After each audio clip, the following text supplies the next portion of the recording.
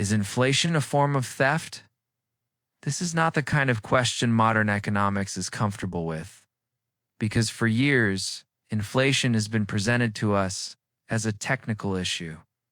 Through charts, percentages, and central bank reports, we hear about Adam Smith, we talk about Karl Marx, we debate money supply, interest rates, and expectation management. But no one places inflation on a moral foundation.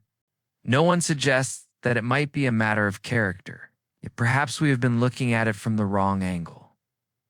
Perhaps the answer is not to be found in modern economics textbooks, but in the warnings of a sage who lived 1,000 years ago.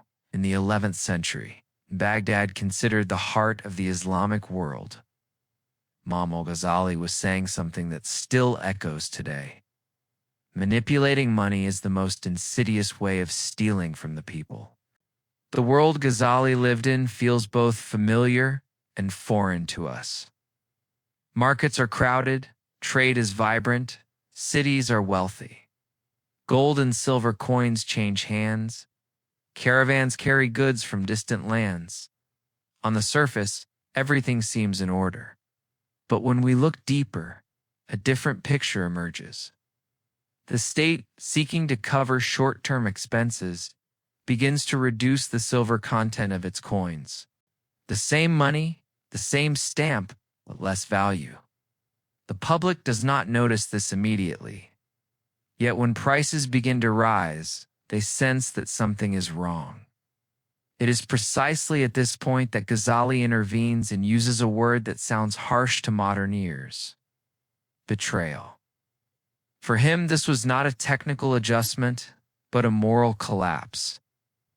Modern economics defines inflation as an increase in the general price level. For Ghazali, inflation was the breaking of a promise. Because money is not merely metal or paper, money is a social pledge that the labor given today will still be honored tomorrow. When the state breaks this pledge, it is effectively saying, the promise I gave you no longer applies. This is why Ghazali saw the debasement of money as slow-motion theft from the people. Because this theft is silent, invisible, and it strikes those who cannot defend themselves. The wealthy protect themselves, the poor are crushed. The system appears to function, but it decays from within. The metaphors Ghazali used are essential to understanding his view of money. For him, money is a mirror. The mirror itself has no intrinsic value. Its value comes from what it reflects. Money is the same, has no meaning on its own, but it reflects labor, trade, and cooperation. When the mirror is distorted, everyone begins to see one another in warped ways. Trust disappears. People no longer believe that the other side is acting honestly. What we today call market confidence depends on keeping this mirror clean, exactly what Ghazali pointed to centuries ago. Another powerful metaphor is blood circulation. According to Ghazali, money is the blood of society. What happens if blood does not circulate properly? Organs fail, tissue dies, gangrene sets in. Today, we label behaviors like hoarding, panic buying, and speculation as moral failures. But for Ghazali, these are not diseases, they are symptoms. The real disease is distrust.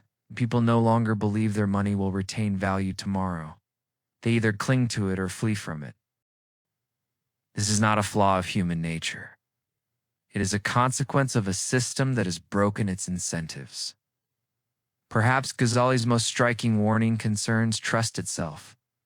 When a ruler deceives his people, he says, the merchant begins to believe he is justified in deceiving his customers. This sentence explains how moral decay spreads. Corruption at the top seeps downward. In a system where the state manipulates money, honesty ceases to be a virtue and begins to look like naivety. This is why inflation erodes not only our purchasing power, but also our character. The invisible glue that holds society together, trust begins to dissolve. When we look at modern history, we see how accurate this diagnosis is. In Weimar Germany, people rushed to spend their wages the moment they were paid, knowing they would be worthless tomorrow. In Argentina, people flee their own currency and seek refuge in the dollar. In Venezuela, cryptocurrencies are seen as a path to survival. None of this is accidental. 1,000 years ago, Ghazali had already said it. When people lose trust in their money, they abandon it. Today we call this dollarization or flight to alternative assets. He used a single word: distrust. In modern jargon, we speak of incentive, misalignment, moral hazard, and systemic risk. Ghazali's language was simpler but sharper. For him, the problem was not technical, but moral. He saw money as a moral ecosystem. When this ecosystem collapses, even the most sophisticated economic tools become useless. Because at its core, the economy rests on human behavior. And human behavior is shaped by trust. So let us ask again, is inflation a form of theft? If promises made in exchange for labor are broken, if the poorest pay the highest price, if the chain of honesty in society snaps, then calling it merely a price increase is insufficient. It is a form of betrayal, silent, slow, and systematic. Ghazali's warning remains valid today. When money is corrupted, it is not only the economy that decays, but society itself. Perhaps the greatest mistake of the modern world was separating money from morality. And perhaps a sage who lived 1,000 years ago understood our complex financial world far better than we assume.